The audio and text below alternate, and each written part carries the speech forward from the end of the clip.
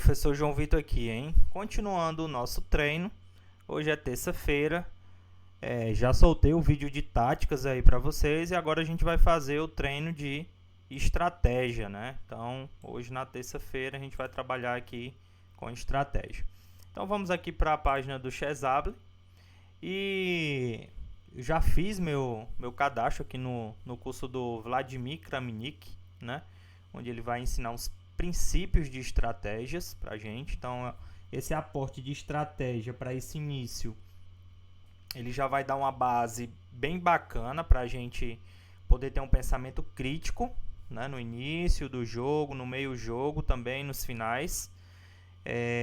Então, a priori, né, para o nosso nível, né, de rente, tanto o meu como de vocês que me acompanham, esse pensamento estratégico aqui já vai ajudar bastante, tá? Então, por isso que o nosso treinamento, a princípio, o foco dele é em táticas, né? Então, se a gente for analisar aqui, todo dia a gente precisa resolver táticas. Então, a gente seguir nesse treinamento, logo a gente está com 2.100, 2.200, fácil, certo? E a partir daí, depois que a gente pegar, né, 2.100, 2.200, a gente precisa aprofundar mais na estratégia. E aí a gente já vai ter que pegar outros conceitos estratégicos mais avançados. Mas por enquanto, a gente começa aqui com o nosso grande ex-campeão mundial Vladimir Kramnik, né? Então vamos colocar aqui para a gente aprender. E vamos fazer uma leitura aqui da introdução, né? Quando se joga uma partida de xadrez, o mais importante é ter uma perspectiva geral da posição e seus aspectos estratégicos, como a estrutura de peões, as vantagens e desvantagens posicionais e outros fatores. Que aqui, como ele fez a tradução do espanhol para o português, às vezes dá uma inconsistência. Mas aí já ajuda, né, para a galera que não é fluente. O curso é em inglês e espanhol. E aí o próprio Google Chrome ele faz a tradução, já ajuda bastante, né? Mas quando é sua vez, quando você está escolhendo uma partida, há algumas perguntas que podem ajudar a encontrar a melhor partida na posição. Ok. Você tem alguma ideia de tática concreta e vantajosa para essa posição ou disposição? Acho que é mais ou menos isso, né? A maioria das vezes a resposta é não, mas se houver uma forma de dar checkmate no rei do seu oponente ou capturar uma peça, você deveria se preocupar com os aspectos posicionais. Isso, geralmente quando você tem uma posição estrategicamente vencedora, a tática ela aparece com mais facilidade, né? Meu oponente tem alguma ameaça concreta? Então, eu acho que a primeira pergunta, você olha se você tem alguma vantagem material, né? Ou uma tática, uma coisa assim do tipo. A segunda pergunta é se o nosso oponente tem alguma ameaça. A terceira pergunta, qual é a ideia e o plano do meu adversário, né? O que é que posso fazer para continuar? É aquela ideia, né? Melhor você ter um plano fraco do que não ter nenhum plano, né?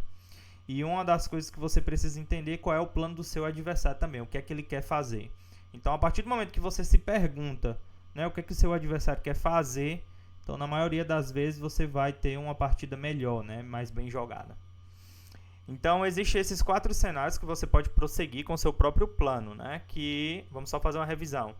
Primeiro é se tem alguma tática direto. Segundo, se o nosso oponente tem alguma ameaça concreta. E terceira, qual é a ideia ou o plano do meu adversário, né? Então, são esses 4 cenários aqui que a gente tem. Mas antes de fazer isso, é importante examinar a posição em busca de 3 aspectos relacionados às perguntas anteriores. E, normalmente, a terceira pergunta é a mais relevante, né? Que, no caso aqui, a terceira pergunta é qual é o plano do meu adversário. Ou vice-versa, né? É absolutamente crucial ser capaz de deter os planos do seu oponente, ou pelo menos entendê-los, já que às vezes você pode permitir seu plano porque é capaz de levar a cabo seu próprio plano mais rapidamente.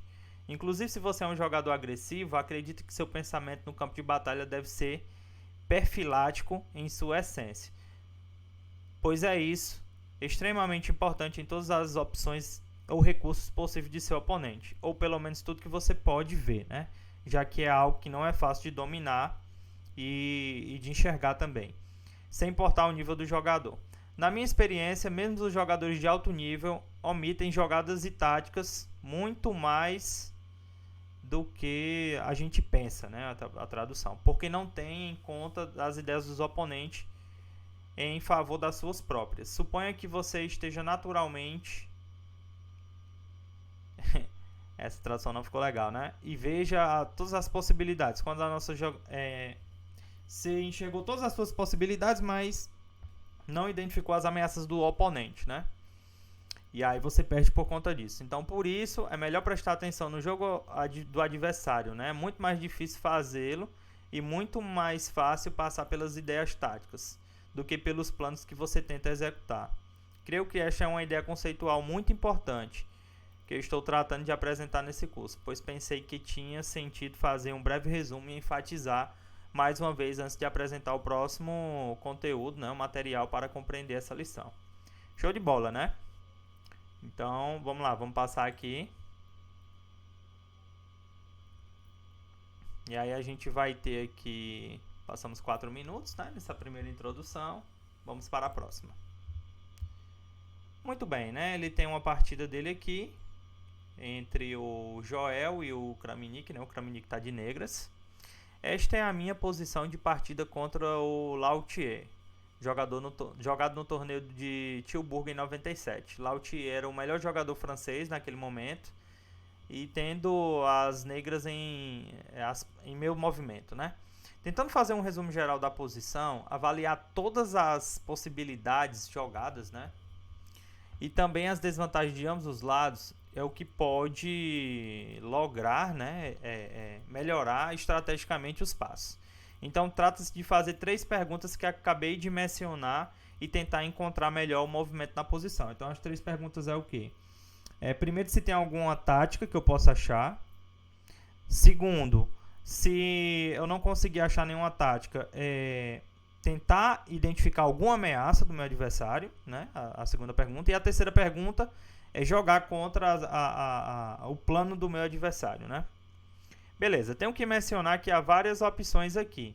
Não há um único movimento que seja claramente melhor que todos os demais nessa posição em particular.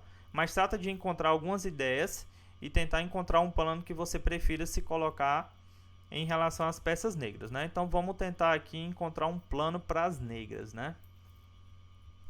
Certo? Então aqui é a introdução. Vamos continuar. E aí nesse caso aqui ele pede para a gente encontrar um plano para as negras. Qual seria um plano, né?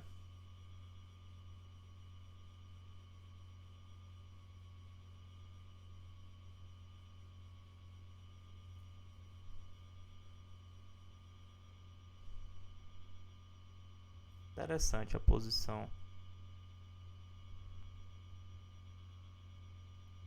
Eu acredito que é começar a passar as peças, né? Aqui para a ala do rei. A gente tem algumas casas debilitadas aqui. Não é isso? Aqui na área... no caso aqui as casas brancas, né? O bispo branco aqui, ele não tá jogando nada. Só que em compensação...